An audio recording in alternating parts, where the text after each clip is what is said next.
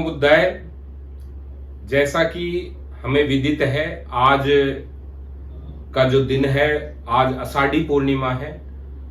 आषाढ़ी पूर्णिमा को आज के प्रचलन में सभी लोग गुरु पूर्णिमा के नाम से जानते हैं और सभी धर्मों में, पंथों में आज तरह तरह के उत्सव मनाए जाते हैं, महोत्सव मनाए जाते हैं।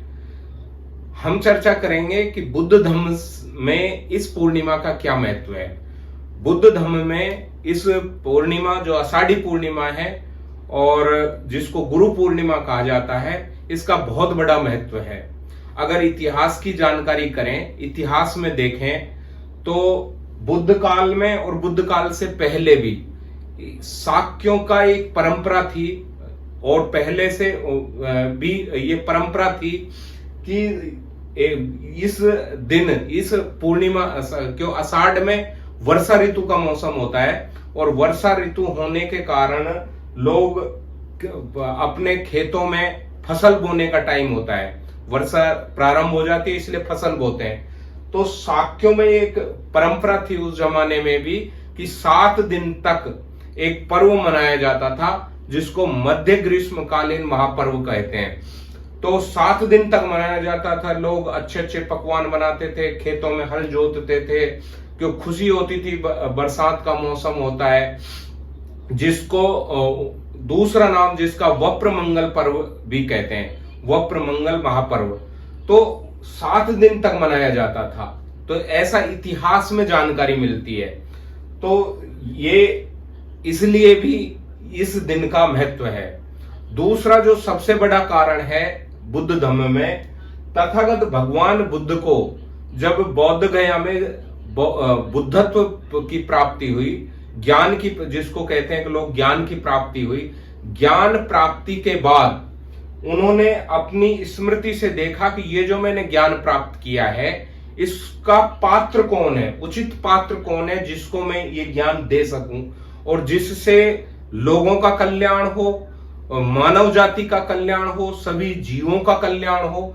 तो इसके लिए उचित पात्र जब इन्होंने ढूंढे तथागत भगवान बुद्ध ने, तो इन्होंने अपनी बौद्धिक चित्त से और जानकारी ली। सबसे पहले जो इनके गुरु रहे, उनको इन्होंने चाहा उनको मैं ये ज्ञान बांटूं, ये ज्ञान बताऊं।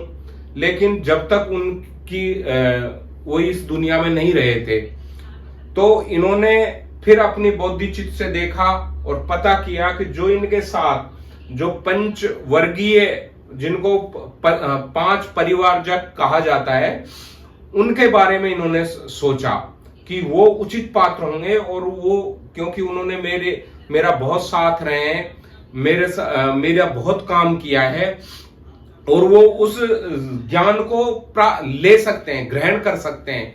क्योंकि इन्होंने जो ज्ञान प्राप्त किया था, तो इन्होंने सोचा कि इसको अच्छे अच्छे लोगों के तो समझ में ही नहीं आएगा, तो इसके लिए उचित पात्र होना जरूरी है जो इसको समझ सके। तो इनके ध्यान में जब वो पंचवर्गीय, जिनको हम पंचवर्गीय भिक्षु कहते हैं, उनका ध्यान आया और इन्होंने पता किया, तो पता लगा कि वो इस समय कहां पर है। तो आज के जिसको हम सारनाथ कहते हैं, वो सारनाथ में थे। तो ये फिर पैदल पैदल सारनाथ गए और सारनाथ जाकर के इन्होंने उन पंचवर्गीय भिक्षुओं को इसी दिन, आषाढ़ी पूर्णिमा के दिन, अपना ये पहला जो धम्मोपदेश दिया। और धम्मोपदेश को, जिसको धम्मचक्रपवर्तन दिन के नाम से जाना जाता है, और धम्म का चक्र चलाया।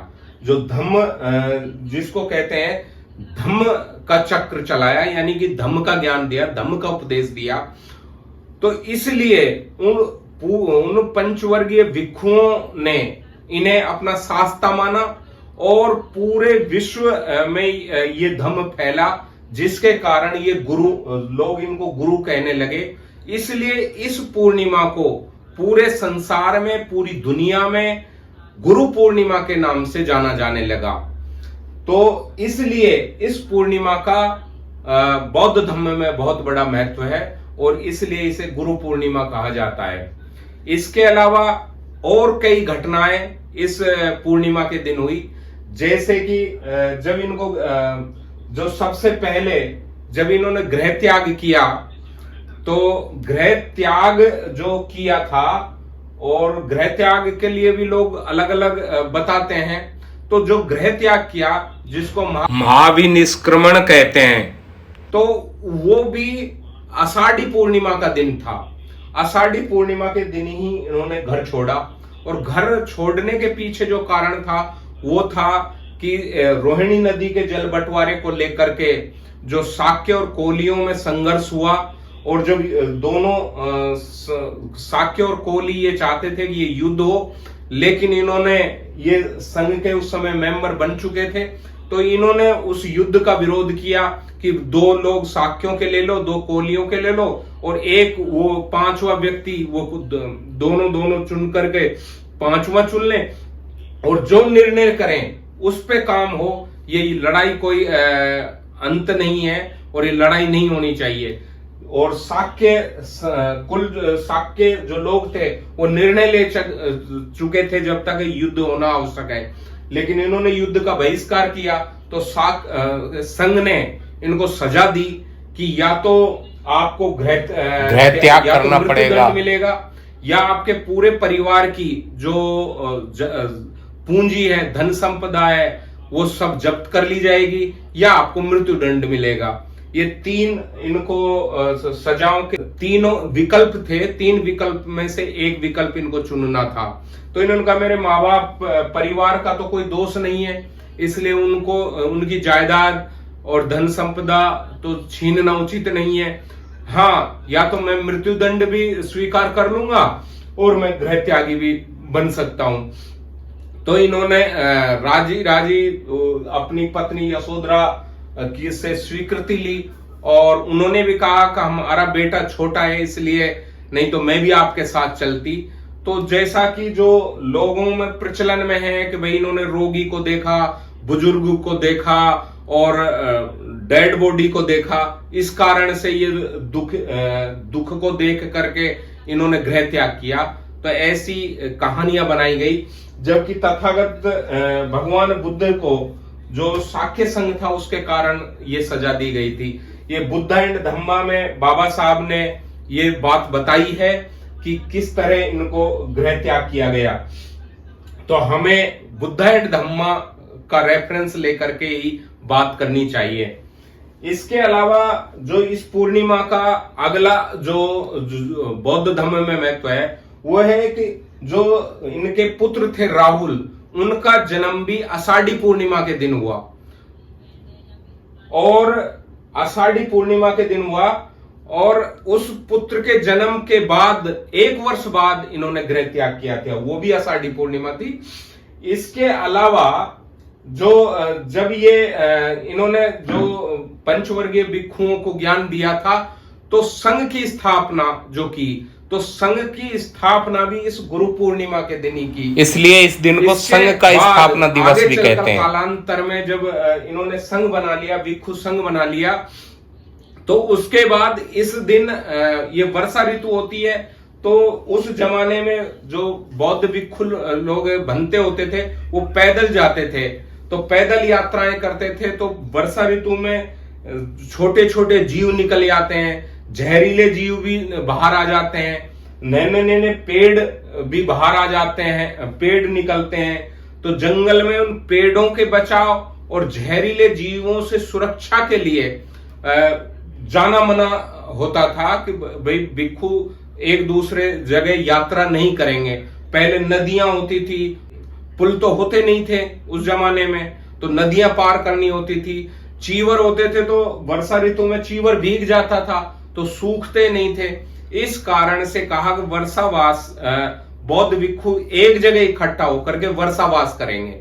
वर्षावास यानी कि वर्षा ऋतु में जो बनते लोग हैं, भिक्षु लोग हैं, वो एक जगह इकट्ठा होंगे, धम्म का पठन करेंगे, धम्म को सीखेंगे, साधना करेंगे, और जब सीख करके जब एक जगह रहेंगे, एक विचारधारा में रहेंगे, संघ में रहेंगे, तो उसके बाद जो ज्ञान प्राप्त होगा उसको लोगों के लोगानुकंपा चलत भिक्षु चारिकम बहुजन हिताय बहुजन सुखाय का जो नारा है उसको परिलक्षित करेंगे, उस पर काम करेंगे। तो इस दिन वर्षावास की शुरुआत होती है और ये वर्षावास आषाढ़ी पूर्णिमा को शुरू होती है और अश्विनी पूर्णिमा तक ये वर्षावास चलता है।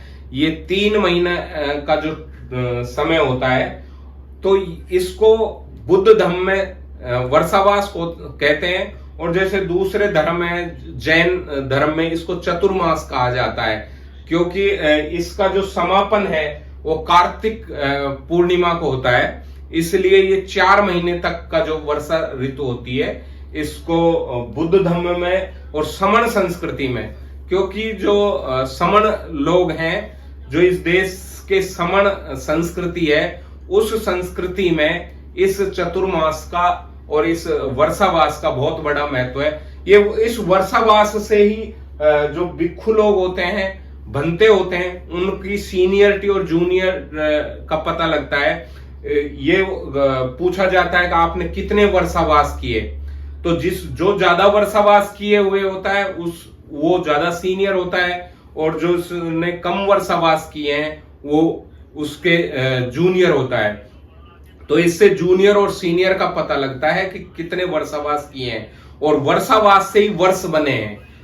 जो जैसे हम कहते हैं भाई वो कितने वर्ष के हो गए, तो आज जो वर्ष शब्द है ये भी यहीं से आया है। इसके अलावा जो तथागत भगवान बुद्ध हैं, उन्होंने इसी दिन अपनी माता महामाया की कोख में यानी कि गर्भधारण किया था। गर्भधारण करने के कारण इनका जन्म सुनिश्चित हुआ था। एक सुमेध, इसी दिन सुमेध नाम के जो बोधिसत्व थे वो माता महामाया के स्वप्न में आते हैं और वो कहते हैं कि मैं आपके कोख से जन्म लेना चाहता हूं, आप स्वीकृति दें। तो माता महामाया स्वीकृति देती हैं और वो गर्भ धारण ग्रहण करती हैं। तो इसी दिन तथागत भगवान बुद्ध का जन्म सुनिश्चित हुआ, यानी कि माता महामाया ने गर्भ धारण किया। इसके अलावा कलिंग की राजकुमारी हेममाला और वहां का राजकुमार दंत, दोनों ने जो आज का जिसको सीलंग देश है, वहां तथागत भगवान बुद्ध के दांतों को, इनके अस्थि का जो चिन्ह था, वहां स्तूप बन रहा था, वहां इन्होंने पहुंचाया था। तो बड़ी विकट परिस्थितियों में बहुत सारी बाधाएं आई, तो राजकुमारी और राजकुमार ने वो दांत को सिंगल देश पहुंचाया था। तो वो दिन भी आषाढ़ी पूर्णिमा का दिन था। इस कारण से इस दिन को बहुत महत्व दिया जाता है और पूरे दिन भर आज कार्यक्रम होते हैं। इसी के लिए लोग तरह तरह के पकवान बनाते हैं, खाते हैं, लेकिन इसका जो रूप बिगाड़ा गया है, क्योंकि इस दिन बौद्धों को क्या करना चाहिए, उपोषित व्रत का पालन करना चाहिए। उपोषित क्या होता है कि विकाल भोजन नहीं करना चाहिए, यानी कि रात्रि को भोजन नहीं करना चाहिए। लेकिन जिन्होंने रूप बिगाड़ा वो लोग रात तक भोजन बनाते हैं, खाते हैं। तो ये समणों की परंपरा नहीं है। हमें समण परंपरा को ग्रहण करके इसके जो महत्व है उसको समझना चाहिए। कुछ लोगों ने इसका रूप बिगाड़ करके इसको अखाड़ी पूर्णिमा कहा गया। अखाड़ी पूर्णिमा का मतलब है कि जो भाई इन्होंने जो विरोधी लोग थे वो चाहते थे कि जैसे भगवान बुद्ध इस दिन माता महामाया ने गर्भ ग्रहण किया था और इनका जन्म सुनिश्चित हुआ था, तो एक परंपरा चलाई कि कोई भी महिला इस दिन अपने ससुराल में नहीं रहेगी। यानी कि कोई भी लड़की जो नवविवाहित है वो ससुराल में नहीं रहेगी, ससुराल का दीपक नहीं देखेगी, वो अपने माता पिता के घर आ जाएगी। ऐसा क्यों चलाया? क्योंकि विरोधियों को ऐसा लगता था कि इसी दिन तथागत भगवान बुद्ध का जन्म निश्चित हुआ था, तो आगे कालांतर में कोई बुद्ध ही पैदा ही नहीं हो, इसलिए ऐसी बात बनाई गई। तो हमें इन बातों का खंडन करना चाहिए और हमें हमारी समण परंपरा जो संघ की परंपरा है, इस दिन जो संघ का निर्माण हुआ, हमें अपने संघ को बड़ा करना है। जो संघ हमारा छिन्न भिन्न हो गया, उस संघ को वापिस उसमें जुड़ करके हमें अपनी ताकत को इकट्ठा करना है और समणों को इकट्ठा करना है। क्योंकि प्रकृति का जो नियम है वो है कि जो लोग झुंड में रहते हैं, इकट्ठा रहते हैं, वो जीत जाते हैं, और जो बिखरे हुए रहते हैं वो मारे जाते हैं।